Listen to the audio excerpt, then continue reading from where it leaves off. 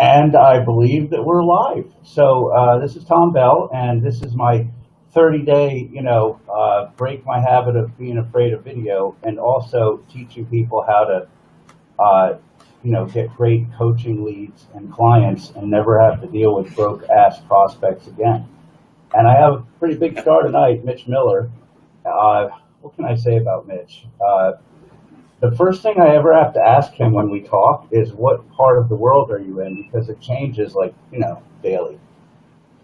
Super good with copy. And that's his position. But I've told him 100 times, including 2 minutes ago, that he's my hero when it comes to native Facebook.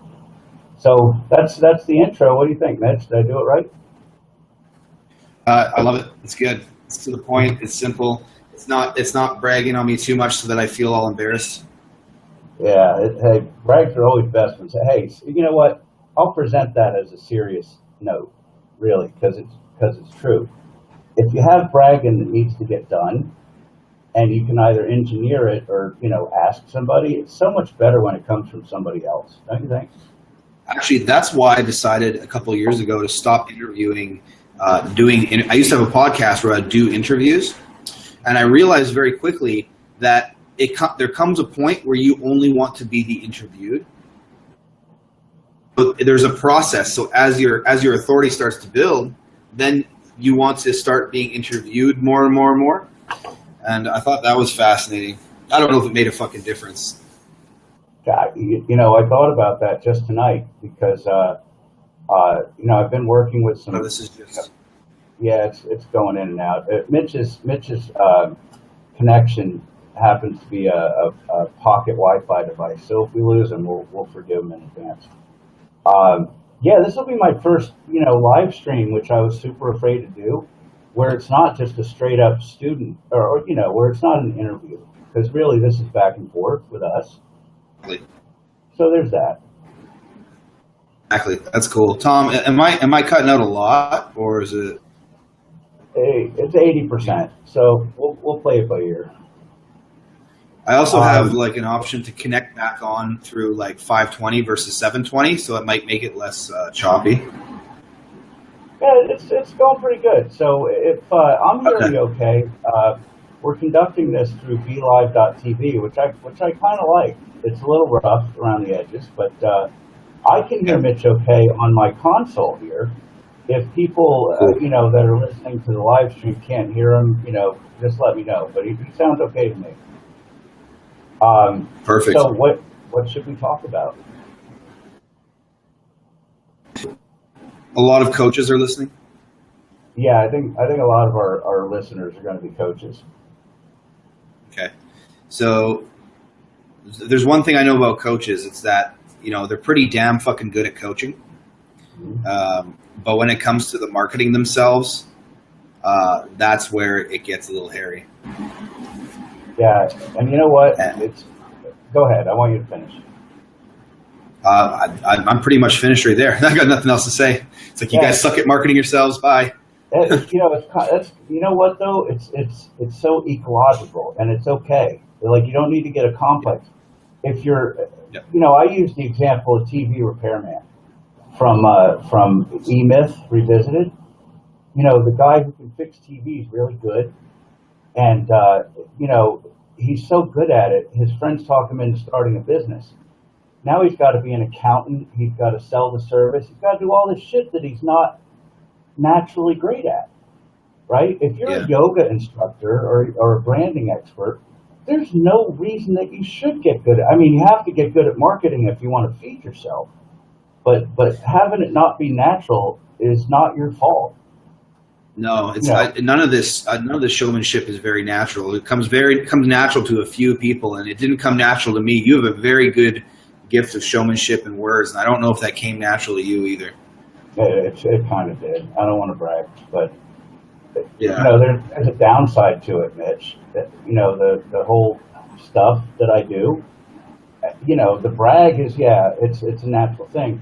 The downside is I kind of suck at teaching it. Because I didn't learn it myself, but that's a story for another day. So the one thing I noticed about coaches is that they don't realize that being good at a skill or teaching something or coaching somebody is one track, and they don't understand that marketing yourself and promoting a different skill set. They think they either like don't realize it's two specific things to work on, so it's all a blur to them, and therefore they don't get the clarity and they never quite figure it out. It's interesting because what the default thing when they're not getting the amount of clients that they want, or they're not making the amount of money they want, is to keep upgrading the training, to keep getting better at the thing. When they don't realize that all they have to do is just put a little bit of effort into this whole other skill set, which is marketing yourself. Mm-hmm. And you know what they get? You know what the prize is when they do that? They learn a little bit about marketing, or even better, hire it out, or align with somebody who does it. Because a smaller piece of a bigger pie is still more money. The upside is, once they get the marketing figured out, and then they can focus on what they do. If you're a branding expert, people aren't paying you for marketing, right? You should market well enough to get the client, but then focus on being the best, like branding expert or yoga instructor or whatever their gift is. So that's the real.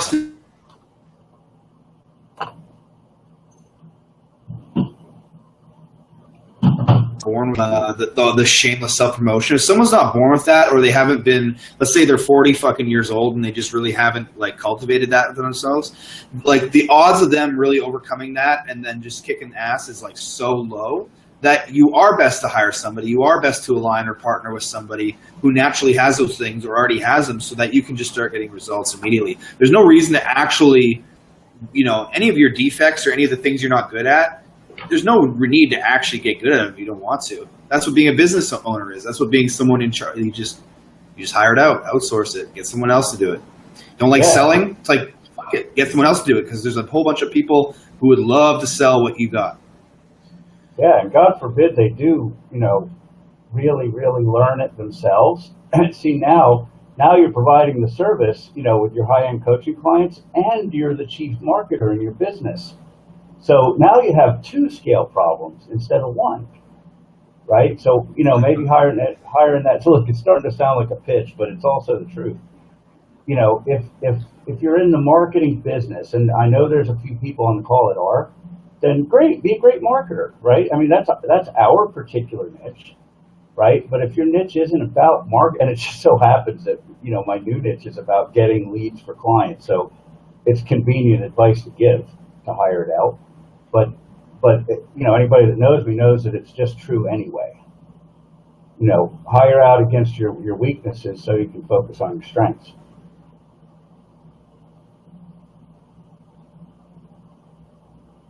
Are you with us? I hire out the organization. I hire out the accounting. I hire out the administration. I hire out the traffic. That's not my thing, man. Yeah.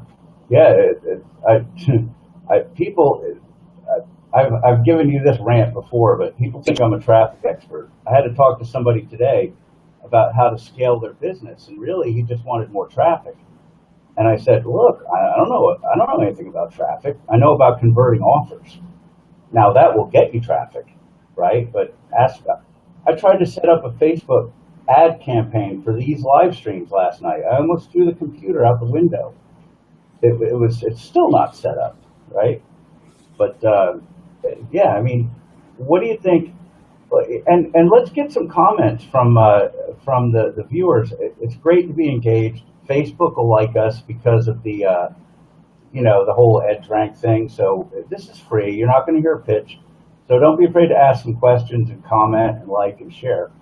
But what do you think the thing that coaches need to hear from you right now? Like, what do you see the big problem as?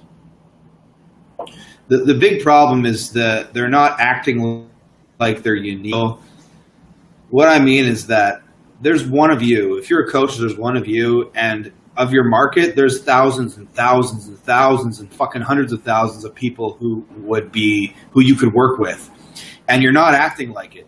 You're acting like the uncool kid trying to fit into the cool kid crowd and sell yourself and prove yourself and get in there. I want to play the game of having the same fees as your competition, or lowering your fees, or having all this free trial shit in order to get people in. You can actually have a lot of, see, there's two things, and like this is what I try to tell them, is the same thing I told you we were talking about at the beginning, where it's like it's two different things to either be at one being great at what you do and coaching people, and then marketing yourself. I call it competence and confidence. You have all the competence down, but they don't got the confidence. They need to learn how to have that rock star style, or maybe not learn how to have it, but just let that shit out because it's already inside of them. That rock star confidence, so that they can start being the buyer in the relationship versus a seller. They shouldn't be selling coaching. They should be so awesome and be so well known at what they're doing that people are selling themselves to try to fit into their busy schedule. How can somebody get to that from, again, this is like what I view you as one of the best anywhere doing. How can they get, let's put what I think is the obvious thing out there. 90% of all the problems that coaches have, they'll say that it's not getting clients or finding clients with money, and that can be fixed.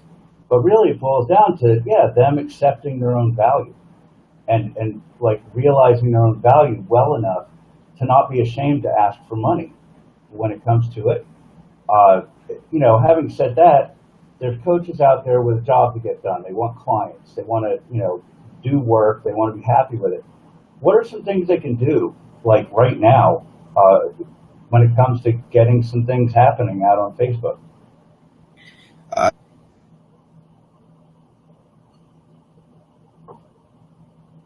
Born in a small town, you grew,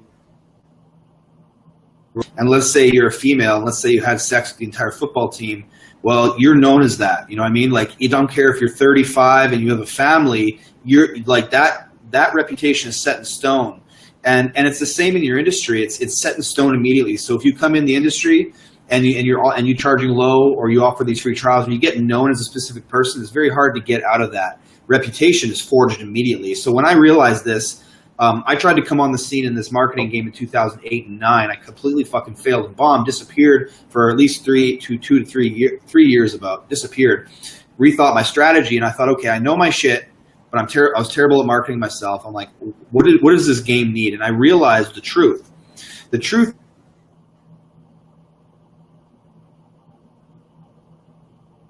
Okay, so you can, because this is controversial too. It's like, Mitch, people. Yeah, Mitch, I hate to cut you off, but there are some times that you're breaking up and just going silent. And when you said the truth is, it broke up for me. So let me have you go back and say it again. Okay, cool. The truth is, this is cart before horse. The truth is it's most of the time is perception breeds the reality. And so, listen, I got disheartened. Like, you can be great at your fucking skill, but if you aren't good at creating a perception of people believing that, then it's of zero fucking value to you. And so I realized this. I said, okay, listen, this is why this is controversial.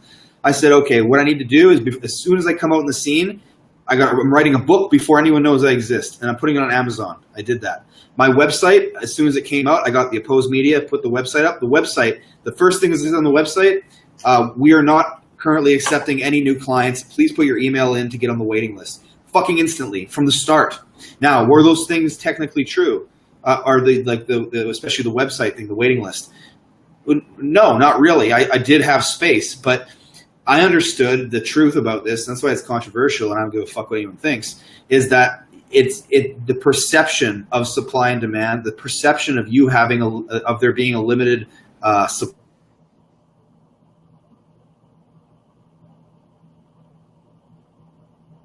That's high. That's what makes people come to you. People want what they can't have. As soon as I realized that, it was game over. I'm like, people want what they can't have. I'm going to immediately be that person they can't have. I turned my voicemail off. I stopped answering my phone. And I stopped doing these type of things. There's always a waiting list. If there's a phone meeting, I'd schedule the phone meeting for 9:35 instead of 9:30, because that must show that I'm so busy that at 9:30 scheduling are important. I stopped carrying my bags. Only a little fucking student would do that. Now you broke You know up. what I mean? You stopped carrying what? I stopped carrying backpacks around and pictures. You know what I mean? Because it's like the person who makes the most money in the situation is usually the one carrying the least amount of shit. You know, Donald Trump's not carrying around a briefcase anymore. Someone's carrying around for him. So when I realized all these things, you start to engineer a perception of you. It's pretty easy to be an in-demand person. You just engineer that perception of being that in-demand person, and then people believe it because they believe what you tell them, and then it just becomes true. And so can you get there on your own eventually by having a good skill set? You could. The statistics show most people will never do that. That's why this is controversial. That's why when I'm one of the rare guys in this industry, is because I was willing to do those things that are walking the gray line. Yeah, I just was looking around today. When I was making 6, 7, 8 million a year, I'm weird. I flew coach even then, right? It's just, it was what it was. I didn't need to carry on a public brand because I was running companies in the background. And, lately, my work is a lot more public. And something about me is I just hate flying days. When I have to fly somewhere, I wake up pissed off. And everything that happens after that just confirms how I should be pissed off. You know what I've been looking at? Jet charter memberships. Because that's just a great way to not be pissed off on flying day. Yeah, it's 10 times the price, but that's important to me. So, it just dawned on me that, I won't be carrying the backpack, and yes, I'll be getting into private jets, and bet your ass there will be video because of the branding. But I'm really just doing it because I hate, TSA and airport security and idiots. So, I can't stand that either. Two bonuses. I always fantasize about private jet travel while I'm in the lines. Yeah, I've flown on a few, and the guys who really do it, day to day, are doing it for, reasons other than being able to post the pictures on Facebook. They need to be someplace quick. So I like it. That'll be one of my perks. Absolutely, man. Brian just asked a great question. Let's respond to him because that's pretty important. What do you think? Well, immediately, I would say double your rates and see what happens. Double your rates, maybe everyone sticks around, maybe half drop off, tips off. Now you're making the same amount of money that you did and only have and working half the time. Which is always cool, and then you can fill that up. So you can fill up, and then you can double your rates or increase your rates, and then you may lose some, but then you can just keep filling and keep backfilling until you're obnoxiously expensive, and then you just bring on other coaches. Yeah, I'll add to that because you're right. And here's a strategy that I've seen work really, really good, right? As your star's rising and you're getting up to your personal limit of how much time you can give, raising your rates, that's obvious. You need to do it, right? And at the same time, offer a $15,000 or $18,000 train the trainer event, right? So it's a very specific model. You sell it. I mean, 15K is a nice package to sell anyway, right? Not a lot of coaches are operating at that level. But the nice thing about this is you can offer this event and it's train the trainer. And here's the pitch in a nutshell. Lots of people like the way I coach. I have all these look, if you're getting big money, you have testimonials, you have before and after. So what I do works, right? So I'm going to solve two problems for you. I'm going to get you clients, and I'm going to get you your resume built as a coach. Here's how. Come and spend a week with me in a exotic location. I know you like that idea. And I'm going to teach you how to lay down my method. So you can use the Mitch Miller brand or the Erica Blair brand, and you're going to teach them how to be a coach under your tent, right? And then you give them a 50-50 split on executing your coaching sessions. Now, people that want your 5K price and you just went to 10K, now you got coaches fulfilling the 5K rate, so you're serving the whole market, and Brian, that's how you scale. That's how you scale coaching. That's the only way to scale a coaching business. Yeah, and that's interesting too. Not very many people. That too. Not many people want to scale. Not many coaches really want to scale coaching. But if you were to do it, that would be the fucking way to do it. And you saying train the trainers, you wouldn't even have to make the case about, I'm good at training. If you're training your own students to become your coaches, your own coaching students to end up becoming your own coaches. Yeah, and then, when the coaches are, look at the mindset. When your students/coaches are coaching their students, the second tier student, let's call it, the ones being coached by your coaches, they're asking, sound like an MLM. Well, yeah, but trust me, it's not. We can talk. But more like Tony Robbins. I mean, this is Tony Robbins' secret to success. A, he could sell, and B, he does this, right? Yeah. Is the people that the second tier people are talking to bought it themselves, right? So they're as close to you from a mindset. They can look the other person in the eye and lay down the method because they're almost like a walking testimonial. They paid for it. Yeah. That's right. Yeah, and it solves the problem. Look, I have never heard a coach, a second-tier coach, say to a guru, I don't want to do that. I'm giving away half my money. Look, if you could get all the work you could do, right, and just show up and fulfill on the coaching and only have to give up half, you're doing great. It's an incredible business opportunity, too, yeah. It's smart. Yeah, and any coach can do it. Two other things. Brian. What do you think, in your opinion, is the biggest mental hurdle coaches have getting where they want to go? The biggest. Don't let me forget. I want to talk about digital products, but the biggest mental hurdle is convincing themselves that if somebody comes at the coaching business. Maybe they run a TV repair shop or a yoga studio, right? And they're used to getting money $30 at a time, right? Or $50 an hour if they're a lawyer, maybe $100.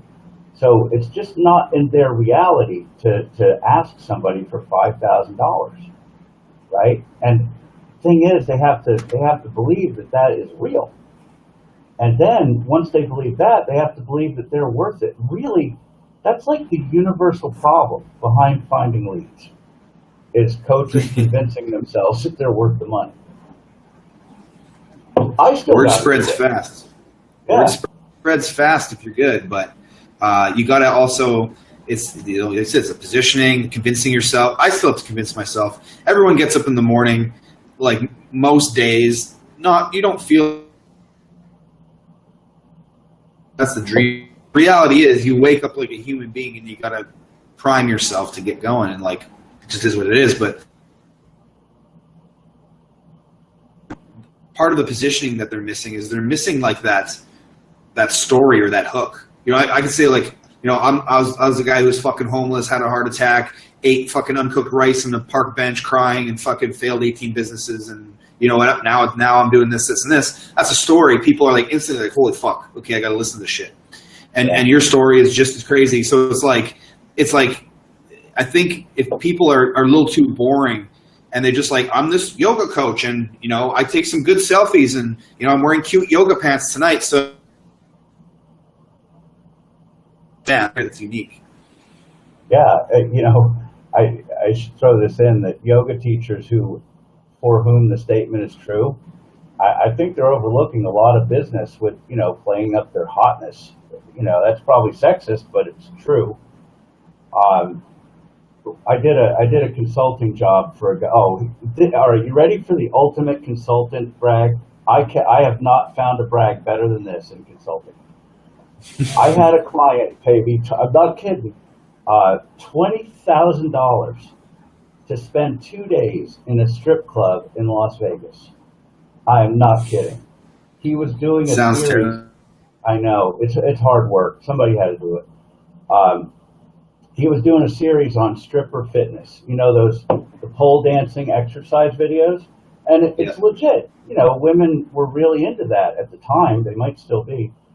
And I told him that he had to have a 29 to 31-year-old woman with a degree in exercise physiology, right? That was the secret, because they couldn't be so young and hot that women would, that they'd be threatened.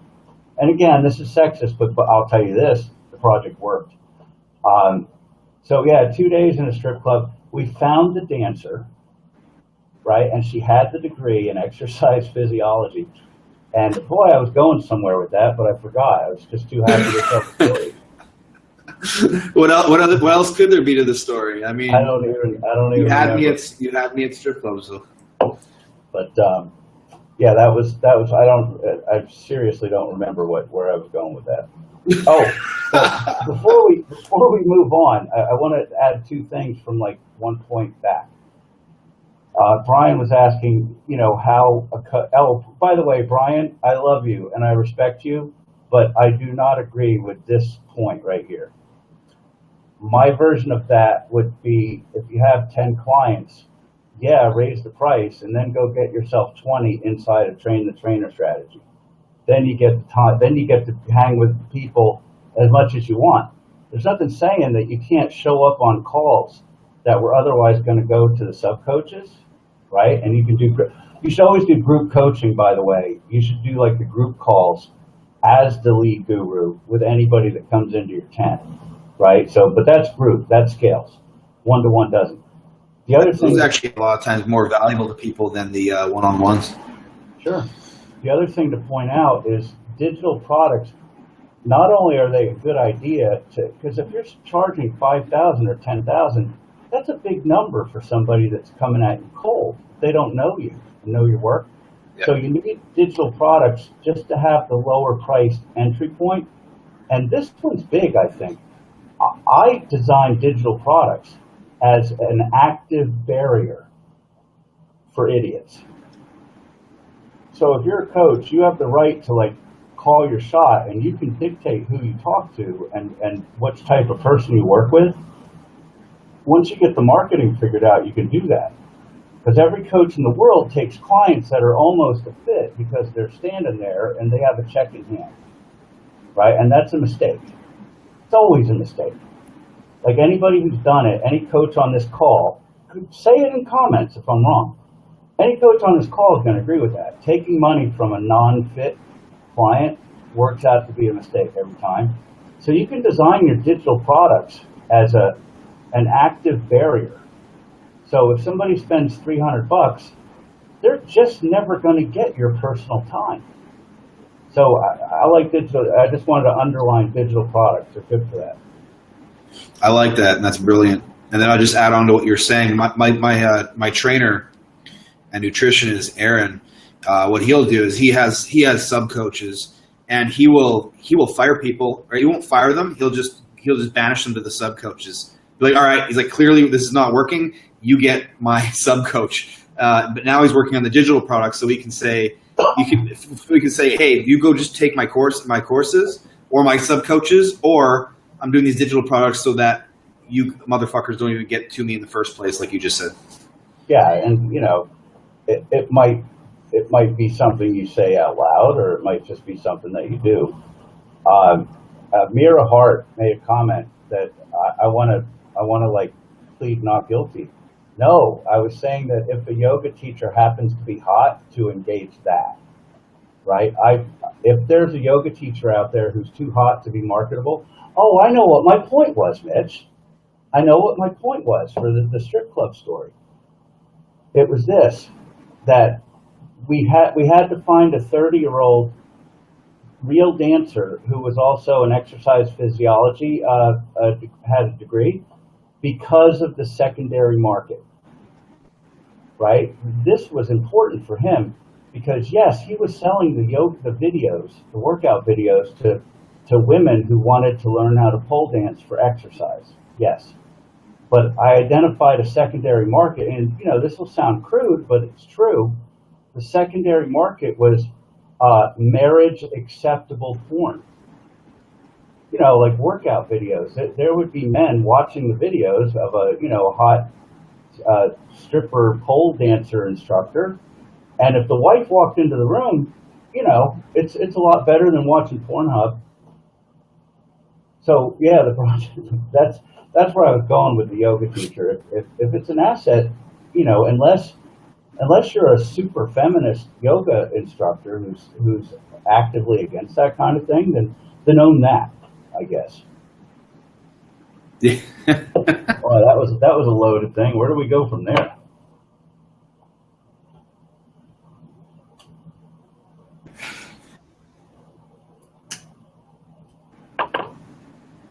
Well, that was the magic of live stream. You cigarette, and next time that's like some David Copperfield shit right there. Who are you? I don't even know who you are anymore. I got about 5 minutes and I got to rock out of here. What should we? What could be in past? We've done a lot so far, but let's. I mean, okay. No, I whatever it was, I forgot. Well, let's encourage. Mitch has limited time, so let's encourage people that are watching the live stream live. If you have a question, get it in now before you've got to go. While they're typing that, let's pick on inauthentic idiots who rent Lamborghinis and stand next to them to build their brand, even though they don't know shit. Yeah, that's interesting. So there's two frames of thought of that. Yeah, like what you just said, and I think that's absurd. There's also a second breed of person, the very, very rare person, who is the real deal, who is all that, who will rent the Lamborghini to stand beside it just to get the message out because he really knows what it is to help people. Very few and far between. But if you're willing to go down that route and you're authentic, you can. But man, do you really want to deal with that kind of hate and controversy? I don't know, man. But yeah. I've really been studying this stuff, and it's fucking fascinating. Like from a positioning standpoint, the more extreme you're willing to do, or you know what I mean? It's like you will get it if you want to stand in front of Lambos and fucking do that shit. You will get like more views than you ever got. Like you will get the attention, but man, is it the right attention you want? Like here's what most coaches, most consultants, most marketers, most people in the world don't. What they're afraid to do is they're afraid to be themselves. They're afraid to tell the truth. They're afraid to say, because there's a whole bunch of shit in every industry that everyone talks about in private, that you'll talk about with your friends, and you'll talk about, but no one will say it out loud. And that's why Eminem was so fucking popular, because he would just say even said it in one of his songs. I'll say all the shit that you say in your bedrooms. But you need to know what's true for you. Because let's say take an Eminem song again. He said Will Smith doesn't have to cuss in his raps to sell records. Well, I do, so fuck him and fuck you too. Yeah. And so you got to know who.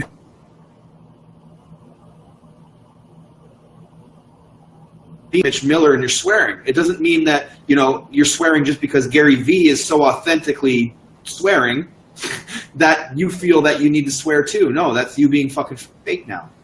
So a lot of all of this game, the game of life, is figuring out who the fuck you are.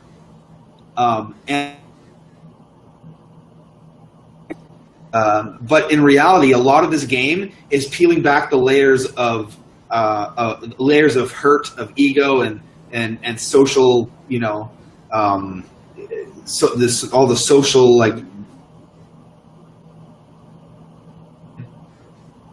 and finding out who you, and getting back to being vulnerable enough and being okay with being who you really are, and then.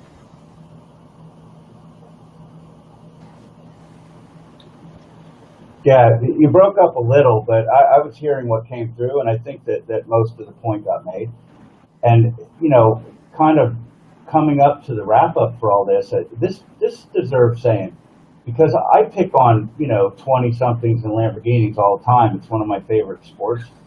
Up until about a month ago, really I kind of coined that phrase around Tai Lopez, right? And that guy leans on the cars. He really does do what you said. He's the guy that leans on the fancy cars and everything. No limits to that. Yeah.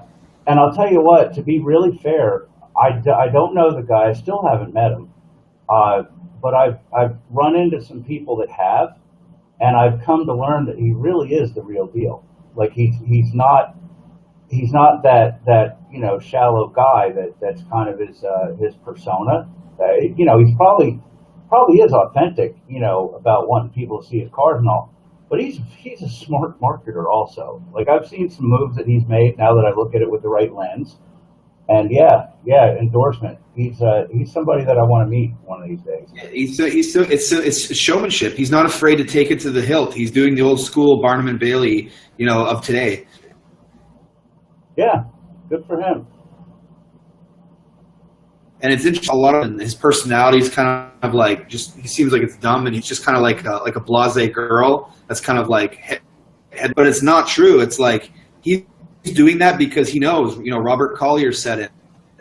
He said you enter in the conversation that's already happening in the prospect's mind. He's beating his prospects. He's being the market. I mean, results show breaking up here. I think the results show that. This is what the masses want. Straight fucking simple. This is what the masses want, dude. And you don't have to serve those people. You don't have to serve the masses. But if you want to serve the masses, that's how you fucking do it. And that's the truth. And if you don't like it, don't do it. You don't have to. You can go niche. You can be who you want to be. But if you want to serve the masses, don't delude yourself and think that that's not what works, because it obviously works. Yeah. So we're coming up to the end. Maybe there's like another minute for a last minute question, but if not, sure. Yeah, Shayla, that's right. And Shayla's great. Shayla's going to be one of my guests coming up. She gets it. She gets it. Yeah, that's what they want. And they wouldn't be liking it and sharing it and commenting if that's not what they want. And who are we to decide what the fucking masses want? Yeah. Hey, I have a phrase that I love. It's serve them where they stand. Either one of us can do boardroom proper if we wanted to. But that's not how to reach people. Oh. So, yeah. So I want to respect your time, Mitch. This has been great. And, a testament to you. I'm always looking at the live, the live viewer counts. And, here you are. And we're looking at some nice numbers. I bet we get a lot of views. Appreciate it for the time. And if you have any projects, like this is a no-pitch thing. But, what are you working on? What's coming up for you? We're working on a big, massive launch. So it's because the thing I understood, and I'm not selling it because we're not quite ready for it yet. But the thing I understood, the thing I needed, what I wanted, the truth and truly believe about our industry, the internet marketing industry, is that you got the fucking funnels, you got the Facebook ads, you have all of these platforms and these fucking media, like Instagram, it doesn't matter what the fuck it is. And you're being sold all this new shit all the time, but nothing's ever working out for you because you don't realize that it's actually all about the words and the message, and that you're being sold Facebook ads, you're being sold Instagram shit, you're being sold this bot, you're being sold this app, you're being sold this fucking plugin. And all of those things are only vehicles to how to fucking run a message over to somebody. So what the fuck are you doing not focusing on that message first? If you don't figure out the copy and you don't have an offer and you don't have a message to a group of people, then all of this stuff that you're being sold to is going to be useless to you, and you're going to keep spinning your wheels and keep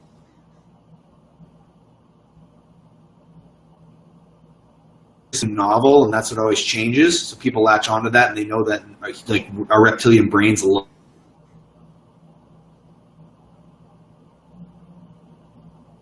and it's sexy to sell and creating an offer. It's not sexy to sell market research, but those are the things that never change. And those before you buy Guru's fucking course of the day, So we're selling a big ass program on how to get that part right, so that you.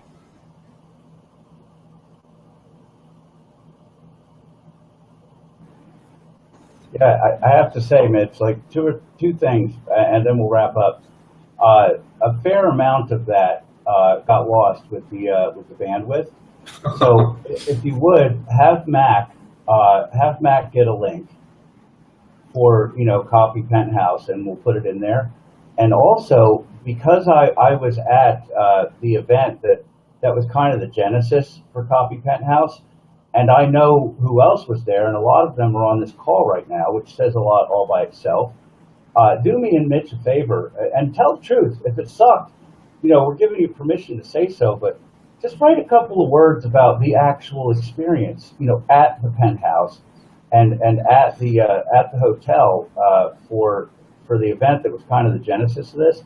And I'm not even going to pitch the thing, but people that were there, I'm betting are going to, they're not going to be talking shit about it. That much I can tell you. And for the listeners, yes, we will have a link to Mitch's product, and I've been at his events. I know what kind of value he gives. So yeah, a little bit of arm twisting. I promise no pitch, but that was gentle. So, well, I knew it was unexpected, so that's cool. All right, man. I appreciate you, dude. This was good. Dynamite. Absolutely. Right. You gonna keep going or what? No. This is like an interview format, so I try to make them a half hour anyway. But a lot of times I get swept away and do it for an hour. So this one was a nice easy one. So thanks. Beautiful. All right, my man. I'll talk to you on Messenger, and take care, everybody. All right. Talk Peace. soon, everyone. Have a good night.